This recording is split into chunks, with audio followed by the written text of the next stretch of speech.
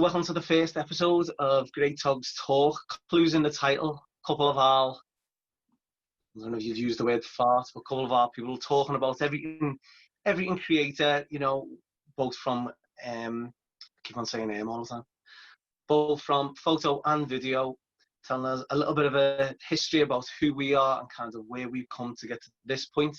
And hopefully as you join on the channel and come along on the journey with us, where we're going and where we can take you as well, potentially, as you learn and as we learn also. So two people that you've got in front here, you'll probably be able to see, maybe side by side. The explanation behind that, by the way, is obviously we're in a pandemic right now. Not the ideal situation for a two-person interview series, but you know, we make things, this is part of one of the points that we want to talk about. You've got to kind of make things work to suit you and to suit your kind of, you know, what you've got available and so on. So we came up with this idea of doing it in this way, more like a stream style service, because that's very much the thing right now. And yeah, we're just going to see how it goes. And obviously when things return back to normal, you know, or whatever version of that normal is, we'll be able to then get it in front of you in an expected way, in a way that we would more prefer it to be, much more clear, a bit more interaction on a kind of side-by-side level. And then going forward, as the program persists and as the channel gets bigger, hopefully, you know, fingers crossed, we'll be able to then go out back into, you know, locations, into the cities, into the countryside, into hopefully events and venues, and then take you on the story with us. So as I say, there's two people currently, even though at the moment it's only really been one. Two people currently who kind of talk to you about this. Both of us, you know, as you can see, I don't know if you can't see because of the resolution, we're a bit grey. We're a bit long in the tooth. So, you know, that's one of the main things. We've come on a long journey, one of us more than the other, but we've both, I would say, find different things within our creative skill sets that have helped us to get to this stage, and we're going to then use these things with each other to help and get onto hopefully the next stage, but more importantly than that, to help you get onto that next stage, which is where we sit at Great Togs Talk. So my name is Ryan Worthington. I operate a more photo-based business at the moment. Two different brands, one based on my name, RW, which is the logo that you see here, and a secondary brand, which is Roll and Stop Photography Shop. One thing does one thing does another. The RW brand is more music and events, like live events. And the Roll and Stop brand is more based around weddings, more corporate events and things like that. So that is who I am. That is a long story, which we'll get into, about how they've been formed, which is why the channel's here. And I'll hand you over to Mr. Clark to see if he can introduce himself and tell you a little bit about him. Yeah, this is slightly weird because I've covered me up so I can't see me. So it does feel like it's just been just you, but I realised I've been on the screen next to you looking gormless for the last couple of minutes. Well, I spoke about absolutely nothing for the last few minutes.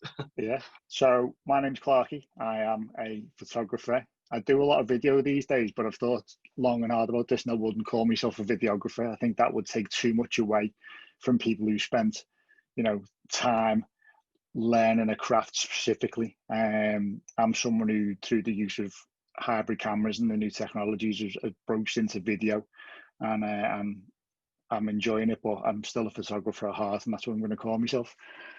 The scary thought is, I realised, I think yesterday when I was working this out, getting ready for this, is it's been nearly 2 decades that I've been involved in it, from when I decided to be a photographer. And obviously that's what we're going to talk about, and this is how that journey started. But I run a company called 2020 Aerial and Imaging. It used to just be aerial imaging because it was just going to be drones, but I did a little ampersand in there to go down the imaging route as well. And I do all kinds. It's a bit of a jack of all trades, master of maybe one. And that's nothing to do with photography, that's cooking. I've got to stop saying as well. So yeah, it's weird that we've talked about doing this for ages, and yet now I'm doing it. My mind's pretty blank over the whole thing. But Ryan and I talked for, I don't know, it's got to be at least a year, isn't it, about doing something or getting together, and then the pandemic, probably more than a year actually, if you think. I would say it was more than a year, at least 2, yeah. I would say.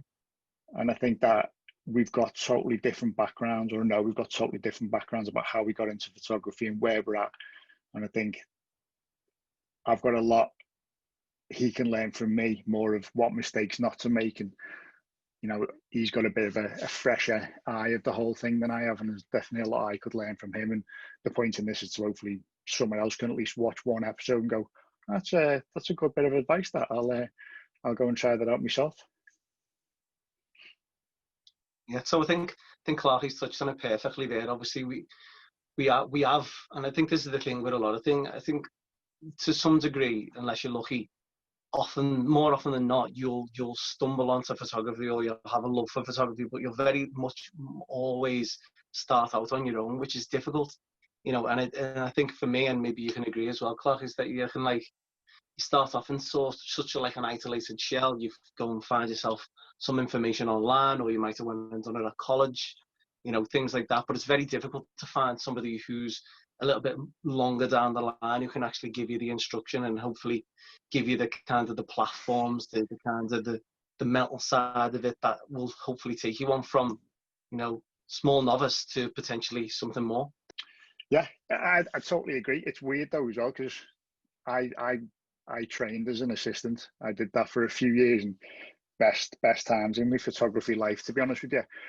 And even though I was with someone, I spent almost every day for a good few years with me and this guy called Billy, who's like a photography legend in Manchester, started in the 70s and was an absolute superstar. But when I came out of that, we've talked about this, I know, but I was very selfish with what I'd learned. I was like, you know, I've done my grafting as an assistant. This is my knowledge. And I went from working with someone to them being very isolated with a lot of knowledge, and I didn't really put it into practice like I probably should have, or probably could have. And I think now there's a lot of stuff that people who say they're self-taught these days, if they're very honest, they're not self-taught. They're taught by YouTube. They're taught by people who are being very generous with their knowledge and what they've learned. And that's kind of where I've come full circle to, certainly in the last several years, of realizing that it's much better to be social with your knowledge and your experience, and try and help other people. Like, you know, you and I have had chats where you phone me up for advice on a job, and probably 15 years ago I'd have been like, I don't want to tell them this in case I get the chance to do that job. Whereas now it's much more important that, you know, you and I, we should have been working together on at least 2 weddings this year, and they've obviously not happened. But the potential for me now is that if you're that helpful with someone, you can get other work from it. Like, I do offshore work occasionally, and the guy who gets me that is someone I became friends with a few years back, who offered me an opportunity when he was doing video and photos himself. And if he hadn't offered me that opportunity, trying to keep it for himself, I wouldn't be doing some of the things I'm doing. So is it pay it forward, I suppose, a way to say it, isn't it? Like, trying to be as helpful as you can to someone else, hoping that good karma going out into the world is going to bring you something back. Yeah, no, I definitely agree with that. And certainly I've been obviously a lot less time still, if you like, even though it's been a good 4 to 6 years or something like that now. Certainly for me, like, kind of coming through and trying to learn my craft self-taught with YouTube, as you know. Never went to a uni and like that. Reaching out to people, especially people you see as peers within your niche, if you want to call it that, if that's such a thing anymore. The areas that you want to kind of advance into, reaching out to those people, and it's a mixed bag. Sometimes you get people who will quite actively, you know, come up back to you and give you advice and give you structure, like to yourself. But then on the flip side, there is obviously a lot of people who are, I wouldn't say dismissive of that idea. You know, it's just it's being possibly shaped that way by maybe this is not to you, but like the older generation of what photographers are. No, I totally agree with that, because that when kind of idea about it. Yeah, when I was an assistant, I mean, I'm not going to lie, I got my position as an assistant through absolute nepotism. My dad was working for a company, and he'd been friends with this photographer for a long time, and he said, look, I want Andrew to come in and sit down and watch some jobs. He wants to be a photographer, and I did that a few times, and the guy Billy who worked for me and him just got on like an absolute house on fire. And after a couple of weeks of me doing an odd day here and there, he said, "Oh, do you want to make this more permanent position?" And I started doing that, 5 days a week for, well, it was sometimes 7 days a week. I loved it that much. I had no concept of holidays or time off, and get there and we'd work till 7, 8 o'clock at night. Sometimes it didn't bother me, but the phone used to constantly go with assistants saying, "Can I come in and show you my book?" And that was, I mean, it's not before the internet, but it was before it was so readily available to get your own website and stuff, that you'd have physical portfolios to go in and show. And I remember, like, even sometimes then have my nose put up thinking, "Oh, what if they're coming in, they're better than me? And then he wants them as an assistant and not me." But at least then I can, kind of good karma is I always told them when someone had called up, and occasionally someone would come in, he'd give them some feedback, and that'd be gone. I was so lucky to have a full-time assistant's job. Like, it wasn't unheard of. It was quite rare. A lot of photographers just had assistants as and when they needed them.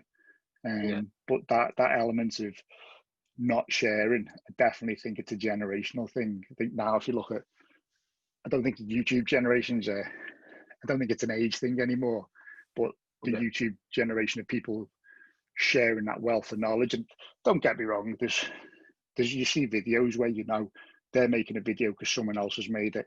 You see it when you're looking at a camera review video. If the camera hasn't been released, people are putting a video out with just to talk about specs, and they're doing that just to drive content to the channel.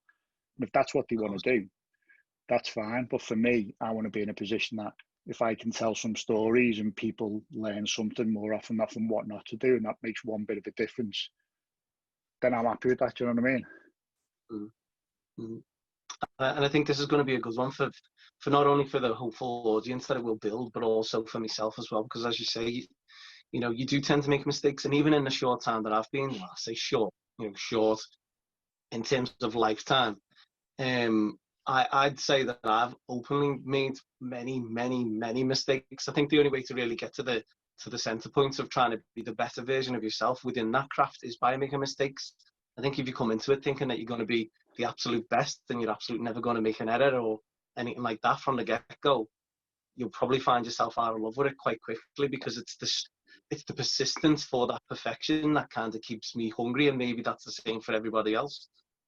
Yeah, I saw a video recently. I've no idea where it was, so I won't even be able to link it below, but a video, it was called, in fact, you probably find by the title, "Why the Bad Photographers Think They're Good." And I watched it, and so much of it resonated with me from my early days, thinking I was better than I was. Like, I'm a better photographer now than I was 10 years ago, but I don't think as highly of myself. I kind of thought I've done my time as an assistant. I've got all this really good studio knowledge, using ridiculous flash equipment and all that kind of stuff.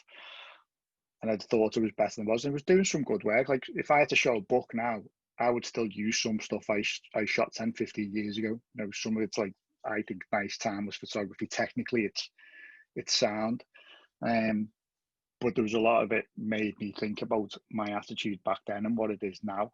But I think for that, on that point as well, is, obviously it is an advance. I think it is a field that you kind of technically advancing kind of all the time. At the same time, I think when you've produced something that is so good and technically is quite good, I think the better images, you don't only have to look at world-renowned photographers the time over. You're still looking at people like Ansel Adams for images that he created X, Y, Z years ago, and I'm using him as an example because he's probably the most well-known for everybody at most levels. And that was during a time of film. It's not even on a digital point, so it shows it even better that if you can perfect something, it doesn't matter when you've perfected it. It's kind of will stand the test of time for as long as it needs to be around. And hopefully, that's kind of what we do, and we're always learning. I think even if you said you weren't, you still are learning all the time. There might still be something new that comes out, with the perfection of technology, as we talk about quite often. With these newer cameras producing scarily sharp resolution on everything that you could possibly think, self-focusing a lot. Like, obviously that plays a big part in how how good you could be. But I think in terms of on a personal level of who you are as a person, and kind of the wholeness for what you actually want to achieve with photography and videography, and everything else concerned to that content market that we've got now, I think that will stand you a lot better than the gear. You know, the who you are is more important for me, and maybe for yourself, and hopefully for everybody out there, that the personal approach that you take will be the thing that people will remember you for, mainly, more than the technical sometimes. Yeah, I think, like, I mean, I've got my whole stairs and landing is covered in A4 frame prints. There's about 30 of them, and I'd say 80% of them are shot on iPhones or GoPros. And I know they're personal pictures, but what I mean by that is they're the best photo. The old cheesy saying, the best camera is the one you've got on you. Like, those cameras took the most kind of atmospheric, emotional photos of, you know, beach days and stuff like that. And there's a handful of stuff that was shot in the studio. And I think, who is it? There's a famous photographer said there's nothing worse than a sharp image of a fuzzy concept. And I think you've got to remember that sometimes, like, try and take something that people want to see, not just dazzle them with the specs behind it. I mean, I was trained on film, like probably one of the last generations, trained on 120. We shoot 5.4 and 10.8. We shoot 10.8 Polaroids, and I used to, you know, I'd be loading these sheets of 10.8 film after we'd done them. The thing is, I'd say if anyone's got this far, I don't even know how long we've been recording. I'm getting text messages saying I said it'd only be half an hour, and I started trying to do this at 12. I've lost my fucking train of thought again. I'm definitely having seen at the moment. I thought we said we weren't going to bother. We're not. Oh yeah. So if anyone's stuck with this, I'd like to say I'm definitely not. And also, I'm looking at Ryan's picture here, and then my camera's above it. So if I look boss-eyed all over the place, that's because I don't actually know where I'm meant to be looking. I'm not saying I'm an expert or anything. I've just done something for a long time that I've managed to make a career out of it. There's tons of people who know more than me. There's tons of people who are going to be better than me. They're just not going to have my experiences, which is what I want to share. So I don't, you know, if we do give tips on how to do something, I welcome other people saying there's a better way to do it. I'm absolutely open for that. I'm looking forward to being able to learn things. Like we said at the beginning, we've got totally different kind of contrasting approaches to work. That I'm looking forward to what I can learn, you know, from working with you, or the fact that when the season's up and you and I can go out and we've talked about all kinds of mad ideas. The stuff that I've seen a million times that I want to do myself, though. Do you know what I mean? Like, I've seen people do stuff and I think, I want to do that. And sometimes I just come in from work after actually being out taking photos and doing video and think, I can't be arsed doing anything like myself. But I think, you know, one of the reasons we set out to do this together was to be a bit of a driving force for each other and to be a bit of a contrast, and not be, this is about you or this is about me. It's about just learning those new things, and even if it's relearning old things, I'm totally up for that. And I think there's a massive community of people who will probably feel that no matter what part of the journey that they're on, whether they haven't even bought a camera yet, or whether they're like 30, 40 years down the line, there hopefully will be something within this. And as the kind of the audience and community hopefully grows, and people do become interactive and will make comments, and, you know, who will send personal messages and things like that to say, oh no, you're wrong, this is why, or, you know, just give a different level of perspective around, you know, who they are, what they do, and kind of the levels that they're at. And as things will adapt and get better, I think if you're somebody who does it as a job, like the way you've just said there, you know, you've been doing it a long time, it's your career, I think the more you get into that, I, even at my level, would say that I don't tend to take as many images or work on as many things that it sounds quite bad because I like the things that I do, but I mean, I'd never catch myself going down to the beach anymore and taking pictures of a sunset, because that's how I started. You know, that's where I learned the difference between, you know, night and day, and operating your camera manually and things like that with the contrast of light that is available. That's kind of how I started a lot of that. But I don't tend to do that much anymore, because most of the things that I do are work or paid related. And hopefully there's a lot of people in between both of those 2 dynamics that will be able to give something as well, and to invest back. And, you know, hopefully, as we grow, we can continue to realise that the story's long, and you know, that we can all kind of share on it while we're on it. Yeah, definitely. If you've stuck out this long, then don't judge this production by anything else we're going to do, because this is using Zoom to record. Yeah. I've tried all kinds today. We had a piece of software that was giving us excellent quality, but it wouldn't stream. There's loads of stuff that we've got to learn. If we're going to be doing these video style podcasts, ultimately this is going to lead to us going out and doing interesting things though. So stick with it, right? Maybe we should have explained that a little bit better, that, you know, even though this isn't our desired way that we would like to film, just kind of how it is, and that it is. You know, I'm not even recording on an actual camera. I'm recording on a front-facing mobile phone camera at the moment. You know, this isn't even here. This is all CGI. You know what I mean? This isn't here. This camera isn't normally there. Like, you know.